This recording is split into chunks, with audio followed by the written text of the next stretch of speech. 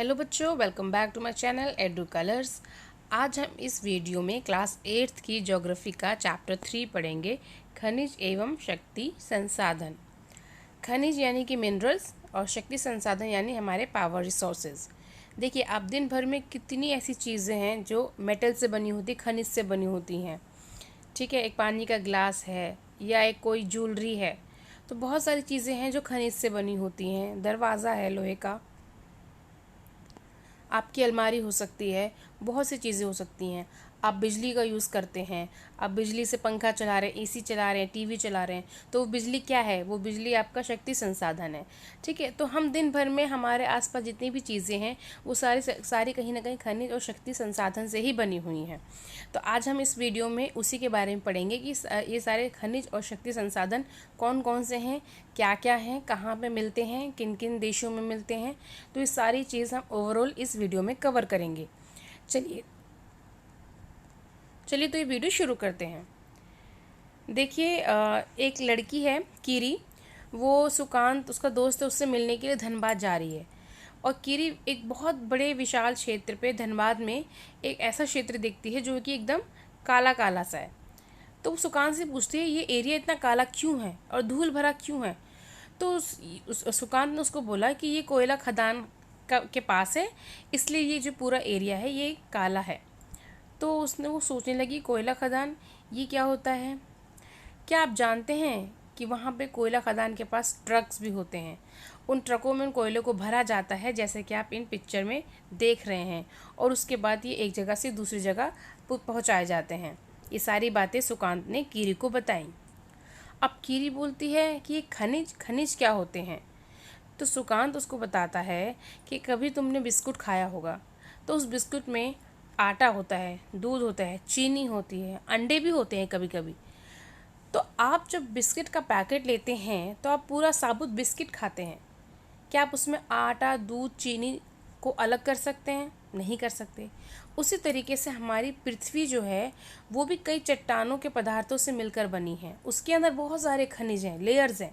तो वो सारी चीज़ें उसी तरीके से हमारे जो पृथ्वी है उसकी जो परपटी है, ये सारे खनिज उन्हीं परपटी पर बिखरे पड़े हैं। तो बच्चों, आपको ये उदाहरण से समझ में आ गया होगा कि आखिर खनिज मिलते कहाँ हैं और उसका यूज़ क्या होता है। अब हम बात करते हैं खनिज के प्रकार की। खनिज जो है वो पृथ्वी पर तकरीबन 3000 से ज़्यादा जो है खनिज पाए जाते हैं। खनिजों को दो भागों में बांटा गया है, धात्विक और अधात्विक, और धात्विक को भी लौह और अलोह भागों में बांटा गया है। तो हम देख लेते हैं धात्विक खनिज कौन से होते हैं। धात्विक खनिज जो होते हैं वो कठोर होते हैं और कच्चे के रूप में होते हैं। फॉर एग्जाम्पल लौह अयस्क, बॉक्साइट, मैंगनीज अयस्क। ठीक है, ये सारी चीज़ें जो हैं ये धात्विक खनिज की श्रेणी में आती हैं। और धात्विक खनिज भी जैसे कि मैंने बताया लौह और अलोह दो भागों में बांटा है। तो लौह खनिज जैसे कि लौह अयस्क, मैंगनीज, क्रोमाइट, ठीक है, जिनमें लोहा होता है तो वह लौह खनिज हो गए। और अलोह खनिज वो हो गए जिनमें लोहा नहीं होता, जैसे कि सोना, चांदी, तांबा या सीसा। अब बात करते हैं अधात्विक खनिज की। जैसे कि मैंने आपको ऊपर बताया बेटा कि खनिज जो है वो दो भागों में बांटा गया है, धात्विक। तो धात्विक की बात हमने कर ली है, अब हम अधात्विक की बात करते हैं। तो अधात्विक खनिजों में धातुएं नहीं होती हैं। ठीक है, नहीं होती हैं। चूना पत्थर, अभ्रक और जिप्सम इन खनिजों के एग्जाम्पल हैं। और कोयला और पेट्रोलियम भी अधात्विक खनिज की श्रेणी में आते हैं। अब इन खनिज को निकाला कैसे जाता है? तो इसके 3 प्रकार हैं, खनन, प्रवेधन और आखनन। खनन क्या होता है? खनन भी दो भागों में बांटा गया है। खनन मतलब माइनिंग, ज़मीन से निकालना।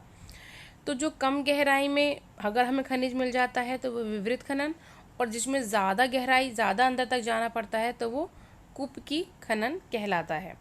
ठीक है बच्चों, उसके बाद आता है प्रवेधन। प्रवेधन में मैं आपको बताती हूँ, जैसे पेट्रोलियम और जो हमारी नेचुरल गैस है वो हमारी पृथ्वी की बहुत नीचे पाया जाता है, तो उनको प्राप्त करने के लिए प्रवेधन विधि अपनाई जाती है। और जो खनिज ऊपरी ऊपरी तौर पर परपटी पे ही होते हैं उन्हें आखनन के द्वारा अलग किया जाता है। अब ये जो खनिज हैं विश्व भर में कहाँ कहाँ फैले हुए हैं, चलिए एक मैप के द्वारा ही समझ लेते हैं। ये देखिए, ये आप देख सकते हैं, ये वर्ल्ड का मैप है। और ये जो है आइकन लोहे के लिए है, ये तांबे के लिए और ये बॉक्साइट के लिए। ठीक है, तो आप देख सकते हैं लोहे के जो संयंत्र है ये कहाँ कहाँ लगे हुए हैं इंडिया में। आप देखिए ये वाला, ठीक है मैं दिखाती हूँ, ये वाला, और ये लोहे का है, ये लोहे का है, ये लोहा है, ये लोहा अयस्क है, यहाँ पे सारा लोहा मिल रहा है। इन एरिया में तांबा मिल रहा है, यहाँ तांबा है, ये यहाँ तांबा है, यहाँ एग्जैक्टली यहाँ पे। ठीक है, ये तो सारा तांबा हो गया। उसके बाद बॉक्साइट, अब देखिए बॉक्साइट जो है वो यहाँ है ऑस्ट्रेलिया में, ये इधर इधर बॉक्साइट है। तो ये सारी चीज़ें जो हैं वो इस मैप के ज़रिए आप समझ सकते हैं। अब अलग अलग कॉन्टिनेंट्स में कौन कौन से मेटल पाए जाते हैं उसके बारे में हम बात करेंगे।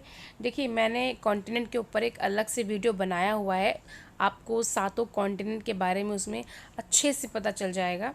तो यहाँ पर एशिया में बताया है कि एशिया में चीन और इंडिया यानी भारत में सबसे ज़्यादा लौह अयस्क पाए जाते हैं, चीन और इंडिया में। उसके बाद टिन जो है, टिन चीन, मलेशिया और इंडोनेशिया में पाया जाता है। अच्छा, ये जो मैं बात कर रही हूँ ये एशिया के देश हैं। इसके बाद हम यूरोप की बात करेंगे तो वो सिर्फ यूरोप के ही देश होंगे। ठीक है, तो ये सारी चीज़ें यहाँ पाई जाती हैं। उसके बाद आते हैं यूरोप में। तो यूरोप में लौह अयस्क काफ़ी मिलता है। तो रूस, यूक्रेन, स्वीडन और फ्रांस लौह अयस्क के विशाल भंडार यहाँ पर पाए जाते हैं। नॉर्थ अमेरिका, नॉर्थ अमेरिका में अगर हम देखें तो ग्रेट लेक के उत्तर में कैनेडियन शील्ड प्रदेश, अपलेशियन प्रदेश और पश्चिम की पर्वत श्रृंखला, यहाँ पर हमें लौह अयस्क, सोना, यूरेनियम, तांबा, ये सारी चीज़ें जो हैं वो हमें मिलती हैं। देखिए ये रहा, इस वाले मैप में आप कोयला देख सकते हैं। देखिए यहाँ पे कोयला मिल रहा है, ये कोयला है, ये यहाँ इंडिया में कोयला, यहाँ रूस में, अमेरिका में, ये यहाँ पे कोयला, ब्राज़ील में, ये यहाँ यूरोप में कोयला। उसके बाद आप देखेंगे खनिज तेल, खनिज तेल में आप देखेंगे तो ये जो गल्फ़ कंट्रीज़ है यहाँ पर आपको ज़्यादातर खनिज तेल मिलेगा। यहाँ वेनेजुएला में, अमेरिका में भी ये खनिज तेल जो है वो पाए जा रहे हैं।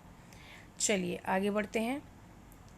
South America, south America continent में सबसे बड़ी जो कंट्री है वो है ब्राज़ील, और वहाँ पे उच्च कोटि का लौह अयस्क मिलता है। इसके अलावा चिली और पेरू में तांबा बहुत मिलता है, और ब्राज़ील और बोलिविया में टिन भी बहुत मिलता है। साउथ अमेरिका में खनिज तेल जैसे कि पेट्रोल जो है वो भी बहुत मिलता है। तो वो उसमें सबसे ज़्यादा वेनेजुएला, अर्जेंटीना, चिली, पेरू और कोलंबिया में खनिज तेल बहुत पाया जाता है। अब आते हैं अफ्रीका। अफ्रीका में बहुत मेटल पाए जाते हैं। यहाँ पर हीरा, सोना, प्लेटिनम का बहुत बड़ा भंडार है। तो साउथ अफ्रीका, जिम्बाब्वे और ज़ायरे में सोना काफ़ी पाया जाता है। और यहाँ पर तेल जो है वो नाइजीरिया, लीबिया और अंगोला में पाया जाता है। ऑस्ट्रेलिया, ऑस्ट्रेलिया में सबसे ज़्यादा जो पाया जाता है वो बॉक्साइट है। यहाँ पर सोना, हीरा, लौह अयस्क, टिन और निकेल भी मिलता है। ठीक है, ज़्यादातर सोना। अंटार्कटिका, तो यहाँ पर ट्रांस आर्कटिक पर्वत में हमें कोयले के, और पूर्वी अंटार्कटिका के प्रिंस चार्ल्स पर्वत पर हमें लोहे के कुछ साक्ष्य जो हैं वो मिले हैं। अब इन खनिजों का उपयोग कहाँ किया जाता है? तो इन खनिजों को आप कोई मेटल की कुछ जैसे कि कोई आभूषण बनाना, ज्वेलरी बनाना चाहते हैं, कोई अंगूठी वगैरह बनाना चाहते हैं तो उसमें यूज़ होता है। तांबे के बहुत से बर्तन बनते हैं। कंप्यूटर उद्योग में जो मिलता है हमें सिलिकॉन मिलता है। एल्युमिनियम जो है वो हमें हवाई जहाज़ बनाने में बहुत काम आता है, क्योंकि हमें बॉक्साइट से मिलता है एल्युमिनियम जो कि बहुत लाइट वेटेड होता है। तो उसके लिए हमें जो गाड़ियाँ होती हैं, हवाई जहाज़ होते हैं और भवन निर्माण है, रसोई के बर्तन हैं, इनमें हम एल्युमिनियम का उपयोग देखते हैं। अच्छा, खनिज जो है वो बहुत इम्पॉर्टेंट इसलिए हैं क्योंकि वो जल्दी ख़त्म हो जाते हैं। जितना समय हज़ारों साल इनको बनने में लगता है, लेकिन जब इसको हम कंजप्शन करते हैं, उपयोग करते हैं, उपभोग करते हैं, तो ये जल्दी ख़त्म हो जाते हैं। तो बनने की दर जो है वो धीमी है, लेकिन ख़त्म जल्दी से हो रहे हैं। तो अगर ये जल्दी से ख़त्म हो गए तो विश्व में क्या बचेगा? आगे हम किन खनिजों का उपयोग करेंगे? तो हमें इन सब चीज़ों के लिए, खनिजों के लिए पुनः प्रयोग, पुनः चक्रण और कम प्रयोग पर जोर देना पड़ेगा, जिससे कि खनिजों का संरक्षण हो सके। अब हम आते हैं शक्ति संसाधन, यानी कि हमारे घर में बिजली आ रही है, कैसे आ रही है, मिक्सी चल रही है, गीज़र चल रहा है, कैसे चल रहा है, ये शक्ति, ये ऊर्जा कहाँ से आ रही है, हमें कैसे मिल रही है। तो विभिन्न तरह के से एक प्रोसीजर होता है जिससे कि बिजली बनती है या और तरह की एनर्जी जो है वो बनती है, प्रोड्यूस होती है, फिर वो हमारे काम को आसान करती है। तो अगर मैं आपको दिखाऊं तो पहले हम इस शक्ति संसाधन को दो कैटेगरी में बांटेंगे, परंपरागत स्रोत और गैर परंपरागत स्रोत। तो पहले हम बात करते हैं परंपरागत स्रोत की, जिसमें आता है ईंधन। ईंधन, ठीक है, कोई भी चीज़ को पकाने के लिए या जलाने के लिए हमें ईंधन का उपयोग करना पड़ता है। तो ईंधन के लिए सबसे पहले हम बात कर लेते हैं कि बनते कैसे हैं। तो ये जीवाश्मी ईंधन जैसे कोयला है, पेट्रोलियम है, प्राकृतिक गैस है, ये गैर परंपरागत ऊर्जा के स्रोत हैं।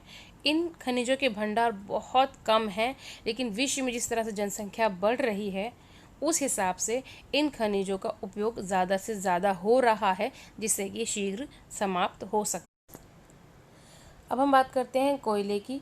तो कोयला जो है उसका उपयोग हम घरेलू कामों में करते हैं, उद्योगों में करते हैं, वाष्प इंजन के लिए या बिजली उत्पन्न करने के लिए हम कोयले का जो उपयोग है वो करते हैं। तो कोयले से प्राप्त जो बिजली है या जो विद्युत है उसको हम तापीय ऊर्जा बोलते हैं, जिसका हम उपयोग कर रहे हैं वो लाखों वर्ष पूर्व पृथ्वी की किसी परतों से हमें मिले हैं। और ये जो कोयला है वो विश्व में चीन, अमेरिका, जर्मनी, रूस, साउथ अफ्रीका और फ्रांस में सबसे ज़्यादा पाया जाता है। भारत में ये पाया जाता है रानीगंज, वेस्ट बंगाल में, धनबाद, बोकारो, झारखंड में, इन सब जगहों पर हमें कोयला मिलता है। पेट्रोलियम, पेट्रोलियम जो होता है वो हमारी कार या किसी गाड़ी को चलाने के लिए हम यूज़ करते हैं, और ये एक काला और गाढ़े रंग का एक द्रव होता है जो हमें शैलों की परतों के मध्य यानी बीच में पाया जाता है।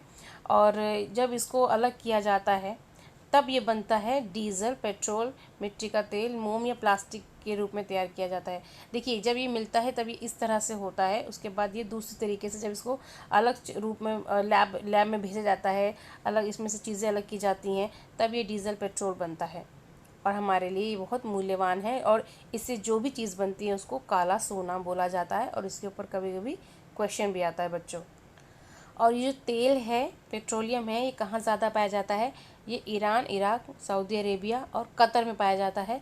और भारत में असम में डिगबोई, मुंबई में बॉम्बे हाई तथा कृष्णा गोदावरी नदियों के पास पाया जाता है। अब हम आते हैं प्राकृतिक गैस पर। प्राकृतिक गैस जो है वो जब पृथ्वी से जब पेट्रोलियम के निक्षेपों को अलग किया जाता है तब ये प्राकृतिक गैस जो है प्रोड्यूस होती है। तो ये इसके जो देश हैं वो है रूस, नॉर्वे, यूके और नीदरलैंड। भारत में ये जैसलमेर, कृष्णा गोदावरी डेल्टा, त्रिपुरा और मुंबई के कुछ अपतटीय क्षेत्रों में प्राकृतिक गैस के संसाधन हमें मिलते हैं। प्राकृतिक गैस मीन्स नेचुरल गैस। बच्चों, आपने सीएनजी के बारे में सुना होगा, कंप्रेस्ड नेचुरल गैस बोलते हैं इसको, यानी संपीड़ित प्राकृतिक गैस। ये भी एक नेचुरल गैस है। इसका यूज़ आजकल गाड़ियों को चलाने के लिए किया जाता है। क्यों? क्योंकि ये हमारे एनवायरनमेंट के लिए ठीक है, ये कम प्रदूषण करती है, क्योंकि पेट्रोलियम और डीजल ज़्यादा प्रदूषण करते हैं, इसलिए सीएनजी का आजकल यूज़ होता है। शक्ति संसाधन में अब हम बात करते हैं जल विद्युत की। देखिए, ये जल विद्युत जो है इसके बारे में मैं थोड़ा सा ही बताऊंगी ऐसे करके, क्योंकि वरना वीडियो बहुत लंबा बन जाएगा।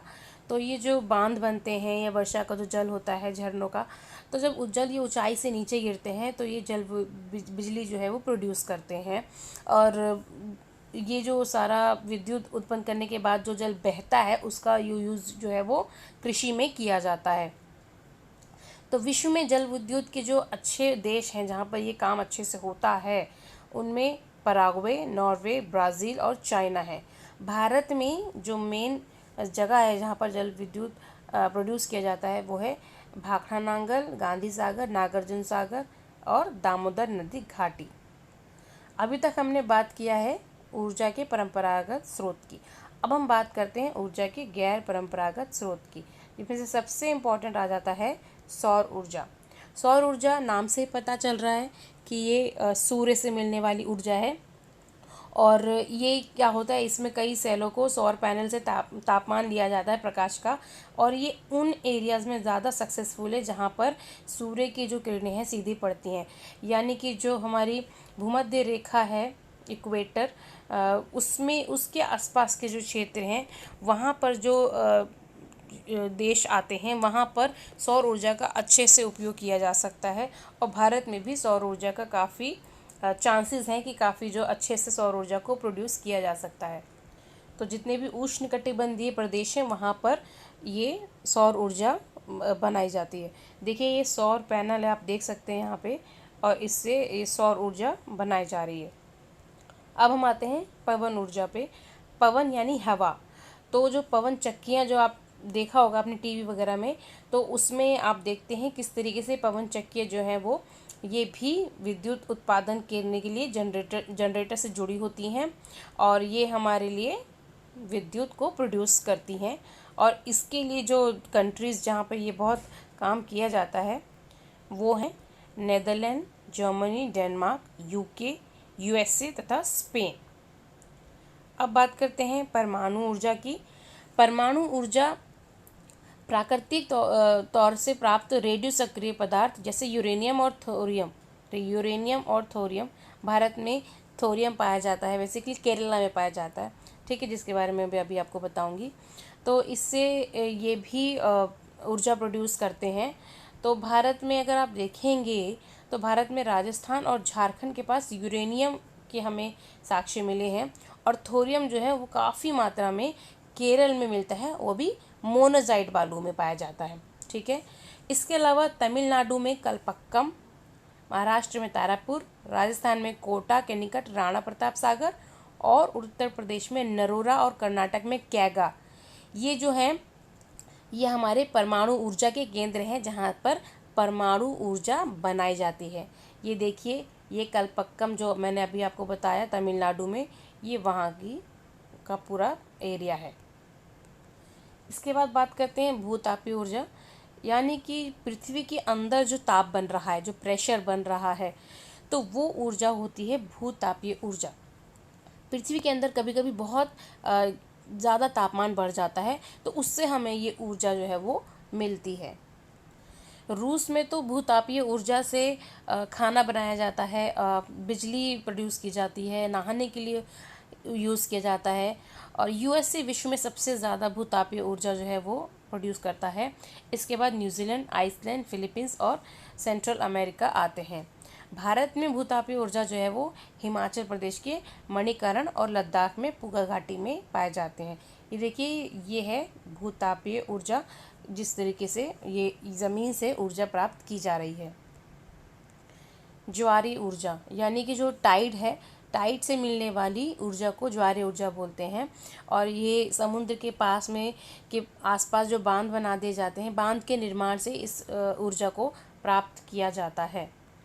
ये देखिए, अच्छा, और इस किस जगह पर सबसे ज़्यादा ज्वारीय ऊर्जा जो है वो प्रोड्यूस की जाती है, तो वो है रूस, फ्रांस और भारत की कच्छ की खाड़ी में विशाल ज्वारीय मिल के क्षेत्र हैं। अब बायोगैस। बायोगैस कैसे बनती है, जैसे कि मान लीजिए एक टैंक सा बना दिया जाता है, उसमें जितने भी सड़े गले समझ लीजिए कोई जंतु जानवर मर गया है, या कोई पेड़ पौधे के अवशेष बचे हैं, गोबर है पशुओं का, तो ये सारी चीज़ें, या किचन से मिलने वाले आइटम जो बेकार हैं, किचन से जो खाना ख़राब हो गया कुछ भी, तो सारी चीज़ें एक साथ मिला के एक टैंक में जमा कर दी जाती है। इसे ही बायोगैस कहते हैं। और ये जो बायोगैस है आगे चलकर मीथेन और कार्बन डाइऑक्साइड का निर्माण करते हैं। और बायोगैस से खाना बनाया जाता है, बिजली का उत्पादन किया जाता है, और ये एक अच्छा खाद भी है, ठीक है। तो ये वाला जो एरिया है बायोगैस का, ये ज़्यादातर ग्रामीण क्षेत्रों में आप देख सकते हैं। कुछ लोग अपने आप ही ये लोग ग्रामीण क्षेत्रों में लोग करते हैं। लेकिन जो गैर परंपरागत स्रोत के जितने भी आपको मैंने बताया, जितना भूतापीय ऊर्जा या ज्वारीय ऊर्जा या सौर ऊर्जा, तो ये जो सारी ऊर्जा है ये थोड़ी खर्चीली हैं, इसलिए इसमें, लेकिन ये प्रदूषण नहीं फैलाती हैं, ना ही हमारे एनवायरनमेंट को नुकसान पहुंचाती हैं, लेकिन ये थोड़ा खर्चीला और कठिन माध्यम है। और इससे प्रत्येक व्यक्ति जो है वो जो ऊर्जा उसको मिलती है वो आगे अपने फ्यूचर में उसको यूज़ कर सकते हैं। तो एक अच्छा ऑप्शन है हमारे लिए अपने पर्यावरण को बचाने के लिए कि हम इन तरह की ऊर्जा का भी यूज़ कर सकते हैं, ताकि हमारा जो भविष्य है वो उज्जवल रहे। तो बच्चों, यहाँ ये मेरा वीडियो कंप्लीट होता है। तो अगर आपको मेरा ये वीडियो अच्छा लगता है तो प्लीज़ इसे लाइक करें, कमेंट एंड शेयर करें। मेरे वीडियो को ज़्यादा से ज़्यादा लोगों तक पहुँचाएँ। आपके प्यार और सपोर्ट के लिए थैंक यू। इस वीडियो को देखने के लिए भी थैंक यू।